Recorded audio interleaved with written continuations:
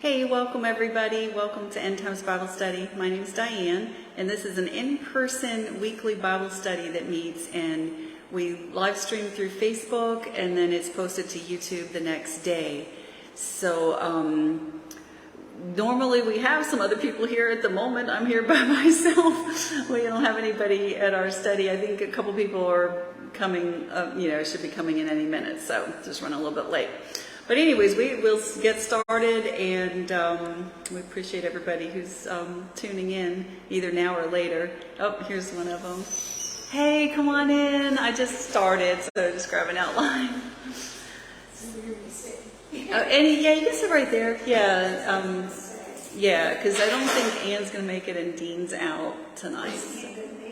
I don't know. She didn't seem to think she was. So, but we already started, so we're live streaming. So, yeah. So, and here's Bo too. So, hey, come on in. We've already started the live stream. So I'm just going to go ahead and pray, and we will start the lesson. So, Father, we're so thankful and grateful for everything that you've given us and all that you've done for us, and thank you for our salvation and for your word. And I pray that for the power and the presence of the Holy Spirit to be here tonight, just that you would open our minds and lead us into all truth and righteousness, and help us to really understand what these prophecies in Daniel are saying and how this impacts our lives. And we ask all these things in Jesus' name. Amen. Okay, thanks everybody. So you have anybody needs a drink or whatnot, y'all help yourselves. Okay, so just a brief recap. This is Daniel chapter 8, part 2. So we are going to be covering verses 17 through 27 tonight, and this is Daniel's vision of the ram and the goat. So at the time of this, it's the third year of Belshazzar's reign, which would put it at 551 BC, according to the Babylonian Chronicle. So Daniel is at least 69 at this point. That's assuming an age of 13 when he was taken into exile into Babylon from Jerusalem. We don't really know the age, so it's just a guesstimate. But like chapter 7, which was also a dream/vision that Daniel had, chapter 8, both of those chapters occur chronologically between chapters 4 and 5. If you recall, chapter 4 was the last we saw of King Nebuchadnezzar, and then chapter 5 picks up with King Belshazzar, and it's the night of when the kingdom fell into the hands of the Medo-Persians. So anyways, we saw last week that the ram is identified as Medo-Persia, and the goat is Greece, and that was actually identified by the angel who interprets the vision for Daniel. So there's really no question about that. So the main controversy really centers on who is the identity of the little horn. And so we talked a lot last week about Antiochus Epiphanes, and he was one of the kings in the Seleucid Empire that developed after Alexander the Great. His empire was broken into 4 regions, and that was one of them. And so some people say, well, this whole thing's already been completely fulfilled by Antiochus. Others say, okay, yeah, it was fulfilled by Antiochus, but it's also foreshadowing the Antichrist. And then I came across another theory in between last week and this week that I added in, and I found some really interesting information, some articles I found online that had just been published like in the past couple weeks. They have very interesting info, and we're going to get to that. But this latest article is basically saying that this is all like future, that the little horn in this chapter is the Antichrist. That Antiochus Epiphanes did not fulfill everything here, and that it actually will be fulfilled later on by the Antichrist. So we'll talk about that in more detail. But what I think we'll do, we already read the full chapter last week, but I think I'm going to just read it like verses. We wanted to go into a little bit more detail on the 2300 days, and I did more research on that, and so I think we'll just reread it. I'll make a few comments as we go, and we'll read it down to the 2300 evenings, which is actually verse 14, and then we'll pause. So all right, so this is in the third year of the reign of King Belshazzar. a vision appeared to me, Daniel, subsequent to the one that had appeared to me earlier. So if you recall, chapter 7 was the first year of Belshazzar. So now this is like, I don't know how you exactly count it's 2 or 3 years later, because it's in the third year of Belshazzar. And the chapter 7 was a whole prophecy about the 4 beasts, which correlated to the image Nebuchadnezzar, his dream that was in chapter 2 of the statues. So those were Babylon, Medo-Persia, Greece, and the Roman Empire. And so chapter 7 expounded more on that, and it seemed to definitely be talking about a little horn in chapter 7 was the Antichrist. All right, so he goes on to say, and in the vision I saw myself in the citadel of Susa in the province of Elam. I saw in the vision that I was beside the Ulai Canal. Then I lifted up my eyes and saw a ram, so that's Media Persia, with 2 horns standing beside the canal. The horns were long, but one was longer than the other, and the longer one grew up later. So that clearly correlates with Persia conquering the Medes. They merged together, but Persia was always kind of the more dominant empire, and so they're the longer horn. Let's see, in verse 4, I saw the ram charging toward the west and the north and the south. No animal could stand against him, and there was no deliverance from his power. He did as he pleased and became great. As I was contemplating all this, suddenly a goat with a prominent horn between his eyes came out of the west, crossing the surface of the entire earth without touching the ground. And that's correlating with Greece as the goat, and the horn seems to be Alexander the Great, who conquered with incredible speed and ferocity that was kind of unmatched. So in verse 6, he came toward the 2-horned ram I had seen standing beside the canal and rushed at him with furious power. I saw him approach the ram in a rage against him, and he struck the ram and shattered his 2 horns. The ram was powerless to stand against him, and the goat threw him to the ground and trampled him, and no one could deliver the ram from his power. Thus the goat, i.e. Greece, became very great. But at the height of his power, his large horn was broken off, and 4 prominent horns came up in its place, pointing toward the 4 winds of heaven. So that appears that it's, Alexander the Great, the horn was broken at the height of his power. He was only 32 when he unexpectedly died, and then it took, I think, like 20 years to finally parcel out the empire into the 4 kingdoms that it became. So that's all pretty straightforward in terms of the known history correlating with this. So I don't think there's a whole lot of disagreement that this was fulfilled. And in fact, it's so accurate. There's all these people that have said, the skeptics, oh, well, Daniel must have written this after these events because this is so accurate they can't conceive that God could actually have given this, that God actually knows the beginning from the end and gave this prophecy because of its accuracy. All right, so now we get to the little horn in verse 9. From one of these horns, a little and grew extensively toward the south, the beautiful land. So again, these are conquest. Used to correlate, with Antiochus, is what it was like, host of heaven, and it cast down some of the stars to earth and trampled them. So that's where if you're talking about, did Antiochus do that? Prince of the host, who would be Jesus.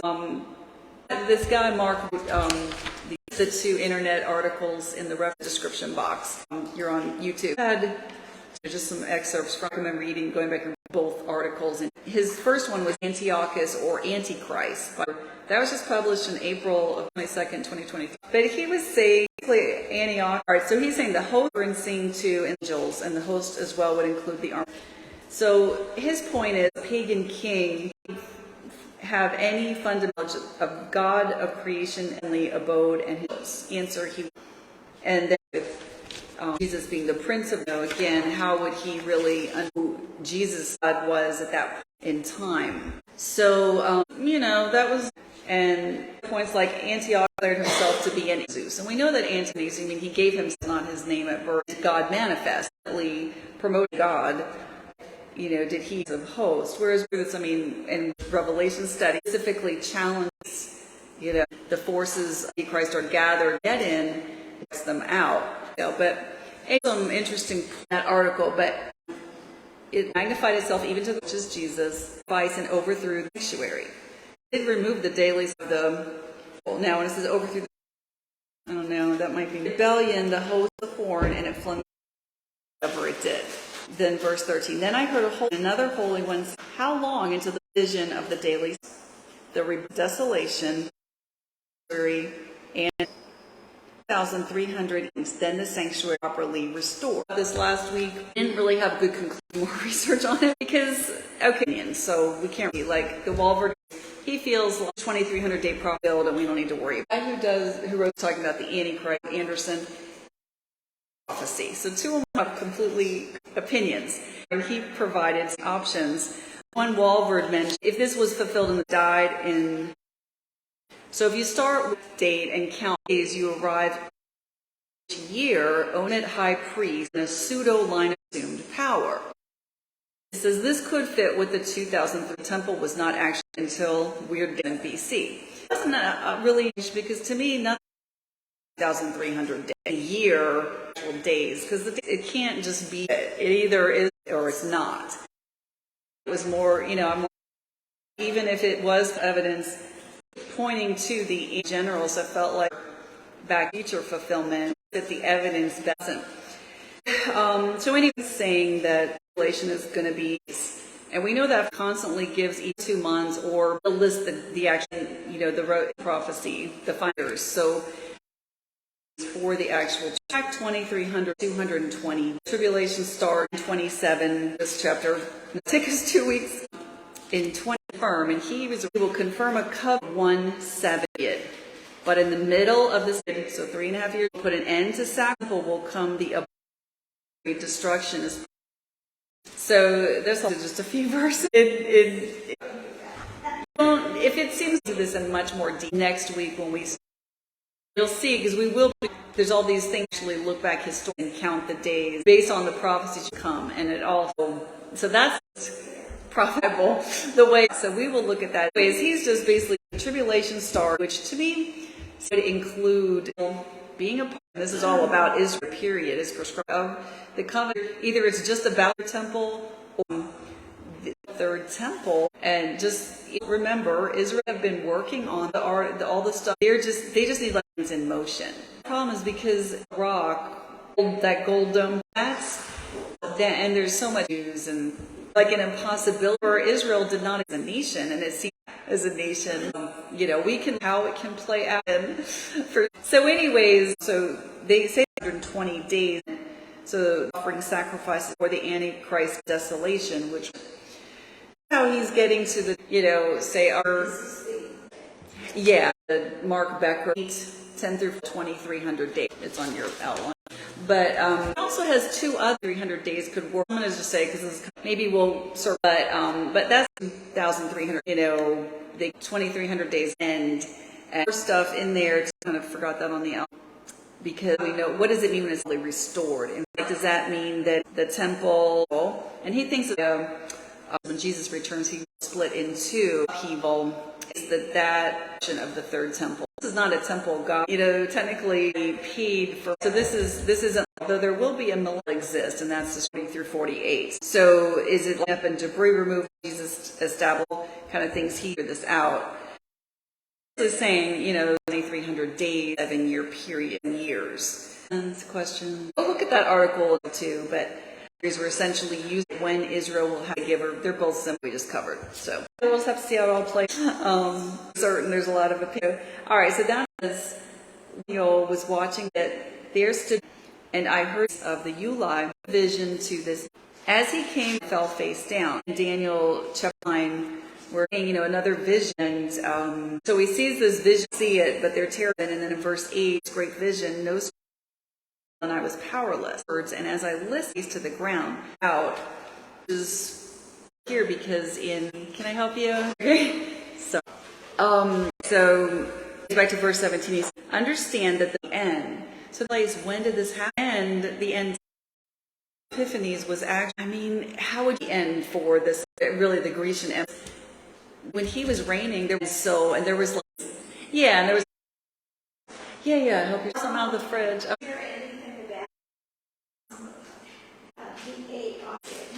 Oh, the Antichrist. Yeah, I mean, because if we look at 13, where it's about what, let's see, AI could accomplish something like that, then it would be like, well, that was. So it's almost like, well, so what then? You see that, okay, we have the beast from the sea in chapter 13. Then the beast from the. Then I saw another beast, lamb, but spoke like a dragon. And this beast, actually authority of the first, and those whose mortal wound had been healed, performed great even fire from heaven and earth in the presence, even to perform those who dwell on the earth had lived. The beast was permitted to get the first beast, it to be killed. You know, plausible, but it's almost like thoughts about what you think. Right. It's and cause all who killed. How would that work? Jesus was the AI. Yeah. Well, I will say this: the technology. It's. I mean, even then, to the mark, dire cell, which is the name of its name, wisdom. Let the one who has it's the number of. I mean, central digital things that are coming along. We saw that when we did the even like it's almost a tattoo, but it was on your heel, and they have the technology thing, so it's just. That's going to be an undertaking. That's everybody in the world. But at any rate, you see that these things are study this, so we actually because there's so much missing there on going to happen. Who think the tribulation did, but Bible it hasn't. We see the first seal get broken in Revelation chapter 6. The white horse that rides, and it's the Antichrist, looking like a good guy who's going to come in, but he's going to be evil. And then we 27, all the treaty, forming a covenant with those events. That's when we will know. Here, it depends. Captured out ahead of time, or if we're not and we're here and we see it, then we will know that. So it has not actually started yet. There was a thing because Trump gave that seal has been broken, and then all these people started coming out. Seal has been broken. Third seal has been broken. Oh, the sixth, and it's like, oh my God, seals have been broken yet, And what's that? Well, I think Trump was more to just talking about Revelation, but people started saying it was saying like, if you can do this, if they and it's like the off limit sort of thing that they've now it's like, well, that opens the floodgates thing. But anyways, that's a diversion. So getting back to this, so Daniel, this is while he was speaking with me, I fell into a deep sleep. So it sounds also like chapter 10. He passes out, he's like really terrified. Then he touched me, helped me to my feet, and said, "Behold, known to you what will happen in the latter time of wrath, because it concerns the end." So 3 times now he has said it's the time of the latter time of wrath. What is the tribulation except his judgment and wrath, the earth during that period? So it's like, okay, that seems to be really correlating there.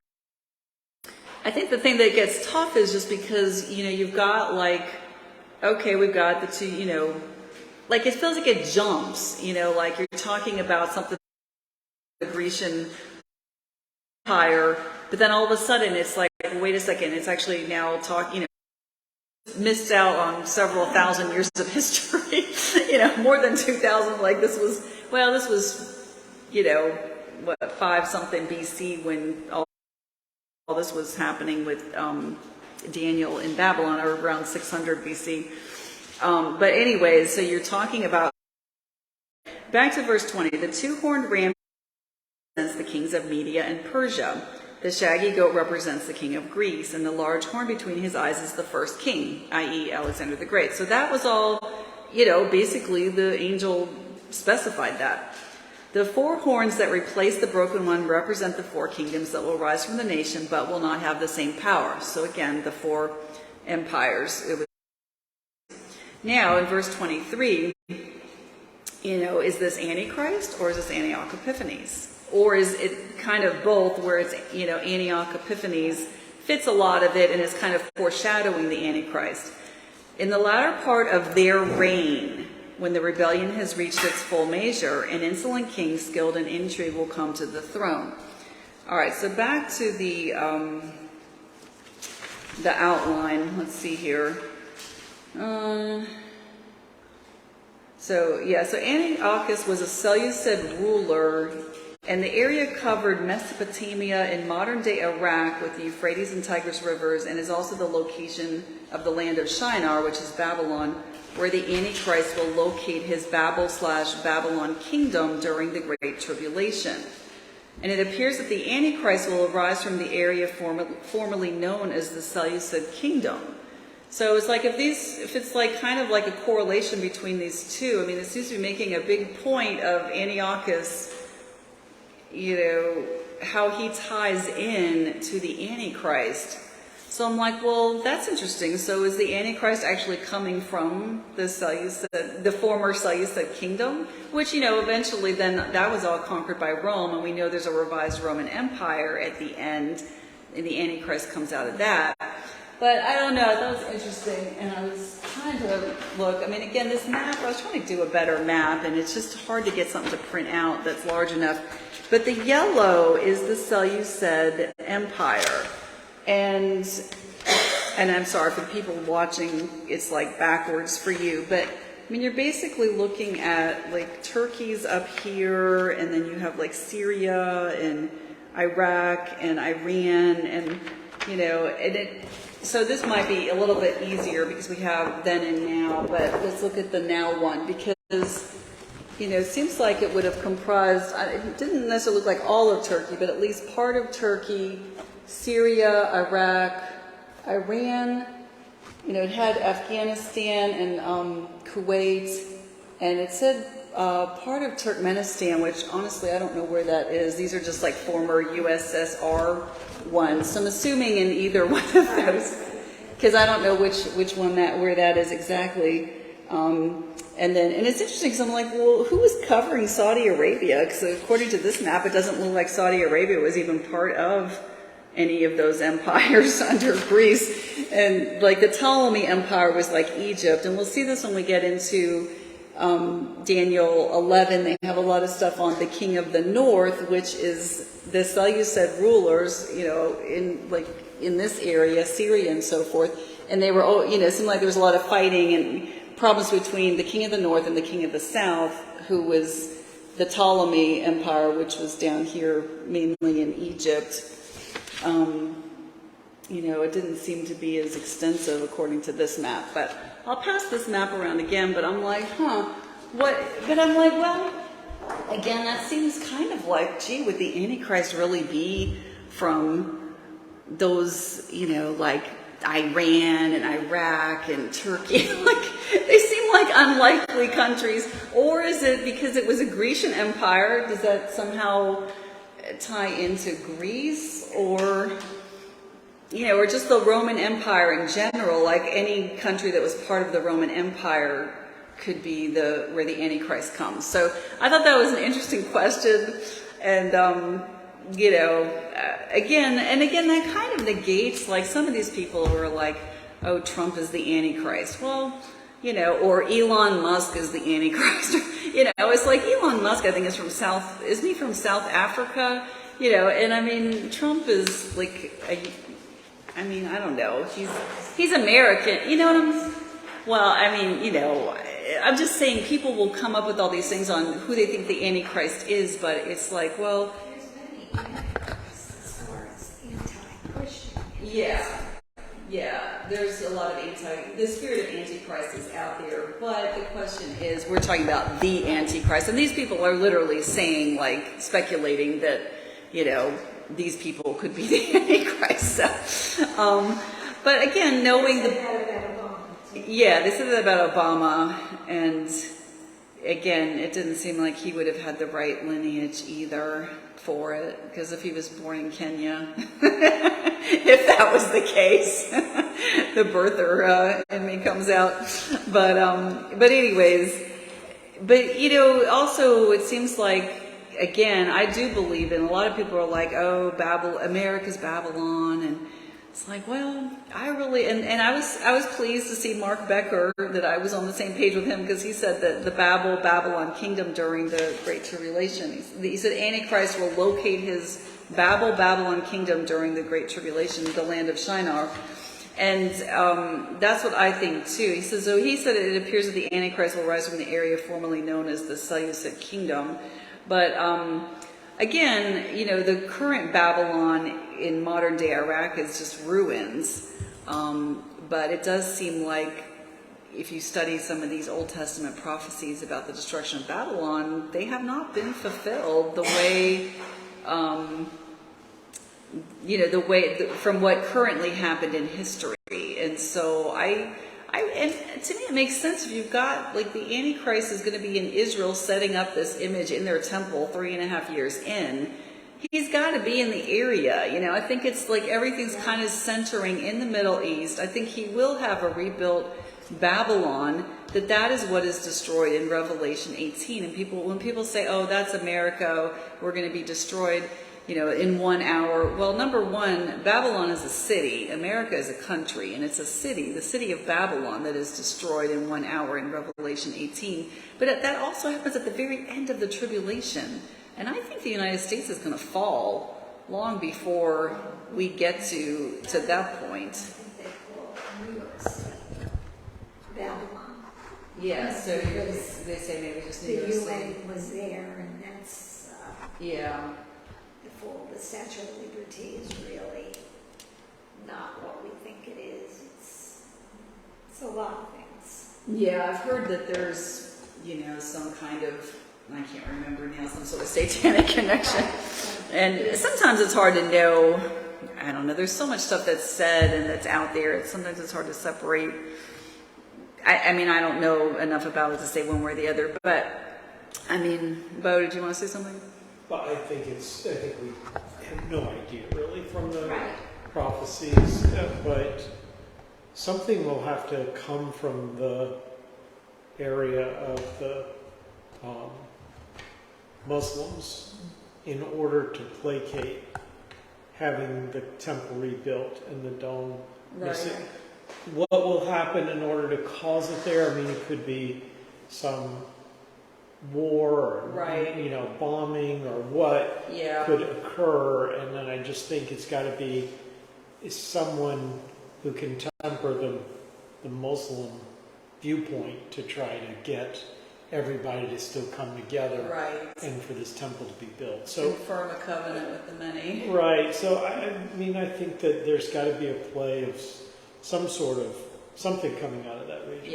Yeah. I mean, I personally don't think any of these, the Antichrist rise to power will happen without something very cataclysmic happening in our world. Whether, it's some sort of nuclear thing that happens or just, I mean, there's any number of things that could happen. But I think something severe will happen that will, shake people up enough that they will, they will be looking for the good guy to ride in on the white horse and save the day, and they will be deceived into thinking that the Antichrist is that person. So, but anyways, let's see, getting back to this. So, where are we on here? So we have in the latter part of their reign, when the rebellion has reached its full measure. So, now mine says rebellion. Other translations say when the transgressors have reached their limit. And this seems like it could be referring to the tribulation period, because at that point you're going to have the whole world worshiping Satan and the Antichrist, and that's Revelation 13:4. And also Daniel 9:24, when he's talking about the 77s, it says, so 77s, this is an angel giving this to Daniel. are decreed for your people and your holy city to stop their transgression. So that same phraseology is used to stop the transgression, and and then when the transgression has reached its full measure in verse 23. So we'll go into that one more, excuse me, when we get to chapter 9. But then when it talked about a king of bold face, one who understands riddles, or an insolent king skilled in intrigue, which is my version. And then I went to Bible Hub, and you can take the Bible verse and you can then click Hebrew or Greek, and it'll give you, since it was written in Hebrew, I clicked that. But the way it said for Hebrew, it said, a king fierce, having features, and who understands sinister schemes. So, they're all kind of similar. It seems like an underhanded, skilled in intrigue. Somebody who's wheeling and dealing behind the scenes and doing all kinds of, sinister schemes. Stuff that's not good. And, a fierce king, so somebody, I don't know, maybe he seems kind of imposing or scary. Or maybe he just seems strong, a king of bold face. Somebody who just, again, the world is going to be looking for a strong leader. So they talk about that. So we don't know Antiochus if he could have fit any of that or not, but his power will be great, but it will not be his own, in verse 24. So now if we think about Antiochus, that's kind of well, he really wasn't that great as far as a king. Like Alexander the Great was great, but Antiochus, did he really measure up to great, being great? But the great power derived from another. Let's flip back to Revelation 13, verses 1 and 2, because we see that the Antichrist gets his power directly from Satan. So then I saw a beast with 10 horns and 7 heads rising out of the sea. There were 10 royal crowns on its horns and blasphemous names on its heads. The beast I saw was like a leopard with the feet of a bear and the mouth of a lion. And recall, those were the 3 animals of the other kingdoms that we saw from chapter 7, which was, Babylon, Medo-Persia, and Greece. And the dragon, who is Satan, gave the beast his power and his throne and great authority. So, and some believe that the Satan will literally indwell the Antichrist, at least at some point during the tribulation. So his power is not something he gets from, his power will be great, but it will not be his own because it's from Satan. So that's definitely sounding like the Antichrist. He will cause terrible destruction and succeed in whatever he does. Again, Antiochus did cause a lot of destruction as far as the Jews were concerned, but did he really succeed in everything that he did? I don't believe so, because I think he was trying to, take over Egypt, and that was a fail or something. I don't know, I have to go back and look, but I don't think he necessarily succeeded. And then it says he will destroy the mighty men along with the holy people. And again, we see, and you could say, well, that applied to Antiochus, but we also saw in Revelation 13 that in verse 7, then the beast was permitted to wage war against the saints and to conquer them, and it was given authority over every tribe and people and tongue and nation, and all who dwell on the earth will worship the beast.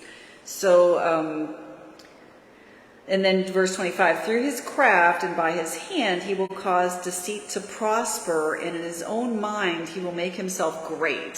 That's actually kind of almost comical.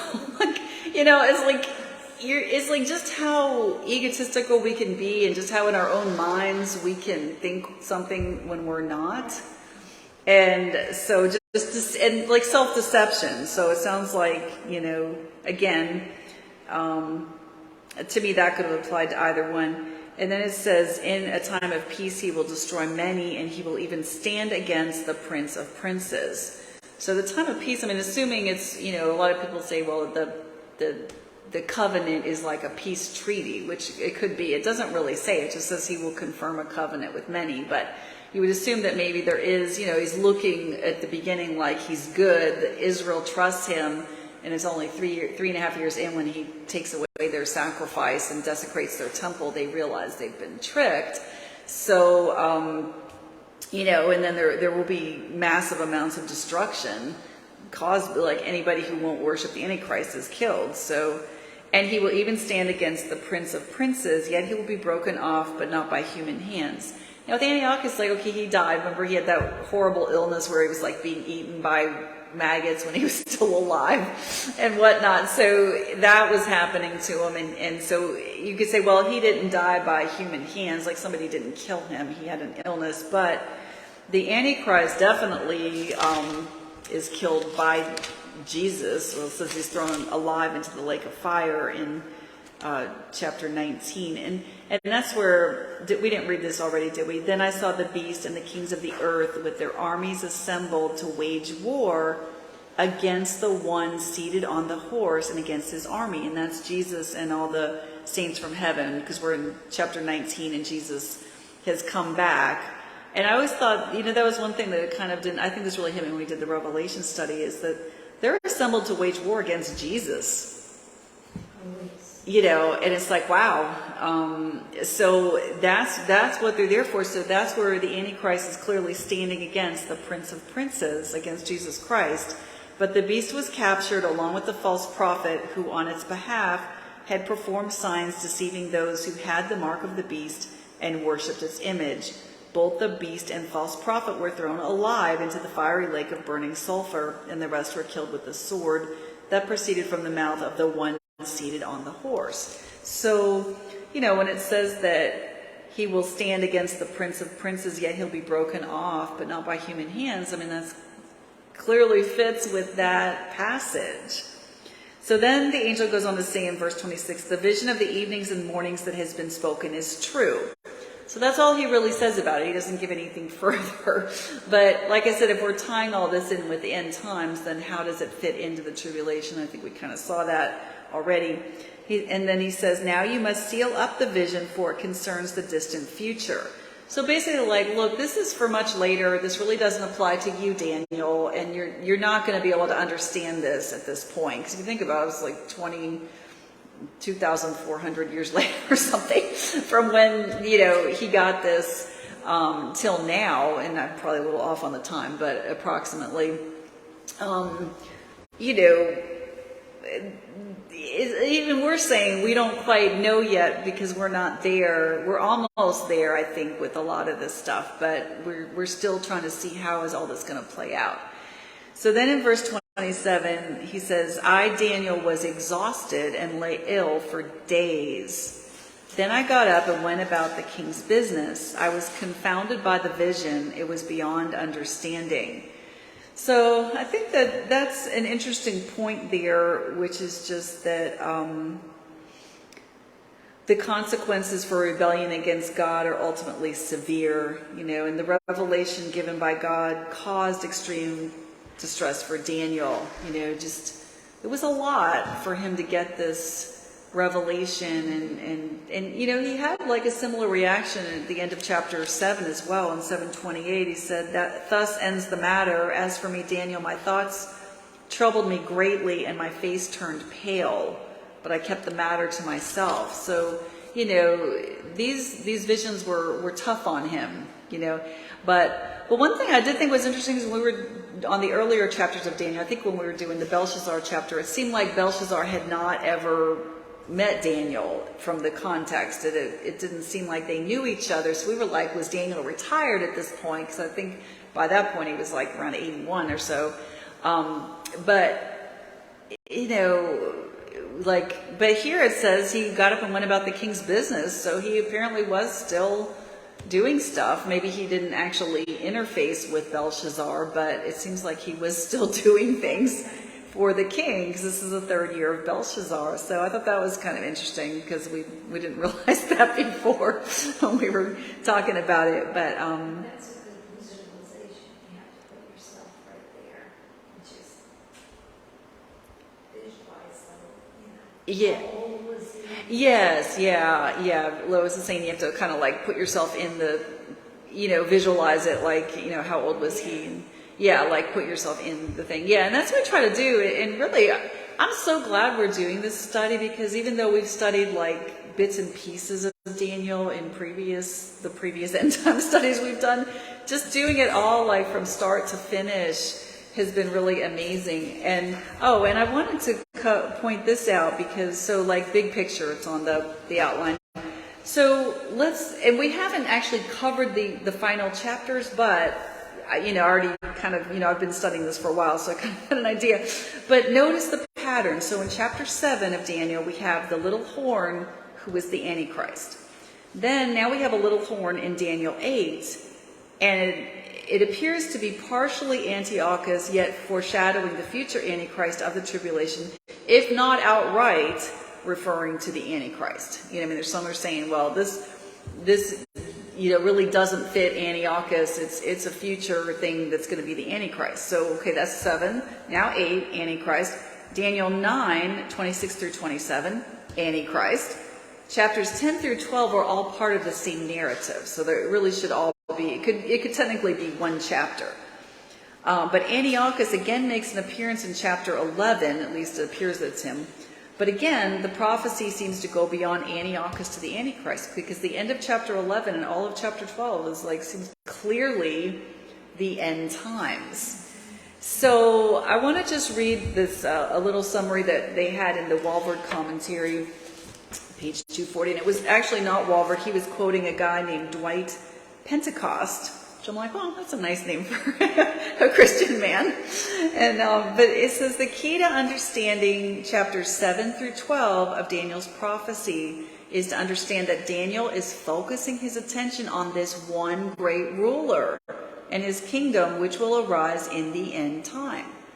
So really the thrust, the crux of the matter, even though he gives a lot of other historical predictions, it's really this Antichrist.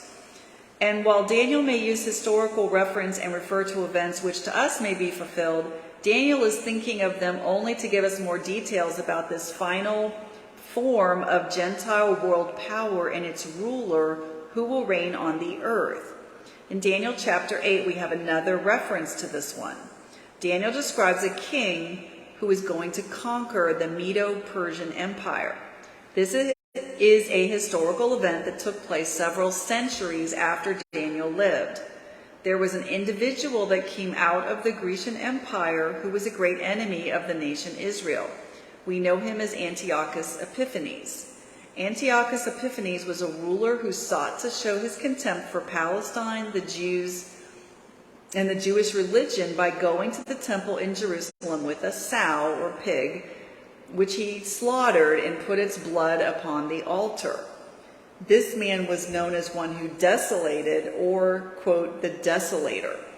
But this passage in Daniel 8 is speaking not only of Antiochus in his desolation and his desecration of the temple, it is looking forward to the great desolator who would come, the one who is called the little horn in Daniel 7. And in Daniel 8:23, we read of this one and his ministries. Like that final portion from 23 on was talking about the Antichrist. So that's really pretty much it. I kind of skipped over some of the stuff in here that was on the outline. We just kind of glossed over, but because I had some other biblical references, but I think we probably got most of that in. So, comments, questions? It's just interesting, yeah. Things line up. Yeah. Lois says it's interesting how things line up. Maybe not the exact. Only God knows, Right. the day and the time, but you can feel it. You can search it. Yeah, you can kind of see it all starting to take form. Yeah. And I think, I think that, takeaway for me is just God is sovereign. God knows the beginning from the end. This stuff has already been prophesied about from thousands of years ago, and we can see it starting to take shape. we see too how Scripture interprets Scripture, with how Daniel correlates so much, a lot with Revelation, but there's other places too. And I think, it just, the thing that weighs on me so much at this point in time is just the deception. There's so much deception right now, and it's only going to get worse as the tribulation goes on. And it's just heartbreaking because we don't want anyone to be deceived. Even taking the mark of the beast, that's like eternal damnation. Like, there's no coming back from it if you take the mark. And, and just people, just deceived into worshiping, or, they're going to, all these false miracles that are going to happen that will deceive people. And I think that the only way to guard against deception is to actually know what the Word is teaching. Because if we don't know what it's teaching and we don't understand all this, it just makes it so much easier to fall into deception. So we have to test everything against the Word. In order to do that, you kind of need to know the Word. And that's why we're studying the Bible, so we can understand. Everything is in there. Yeah, Lois said everything is in there. Right. God has given us what we need to know, but we don't actually need any new revelation. And that's where I think it's easy for people to get off on things, because if we have somebody coming out, oh, well, I have a new word or a new prophecy from God. The Bible clearly tells us test prophecies. You just don't accept it because the person said, oh, thus saith the Lord, blah, blah, blah. You don't just accept it. You have to, does it line up with the Word of God? And if it doesn't, if there's a contradiction there, if they're adding to the Word or teaching something that's clearly not even what it says, we have to reject that. And so it's, time's getting short, so we've got to be thinking about how to make the most of that time. And I'm speaking to myself, it's easy just to be complacent and just feel like, well, things will just keep going on as they are.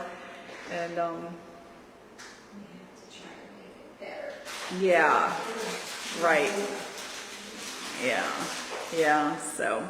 All right, well, next week, we should be starting on Daniel chapter 9, which, again, like I said, that's one of the most fascinating prophecies in the Bible, I think, and just very, very, very cool how that all plays out. So anyways, thank you all for joining in tonight, and happy 4th of July, and we will see y'all next time.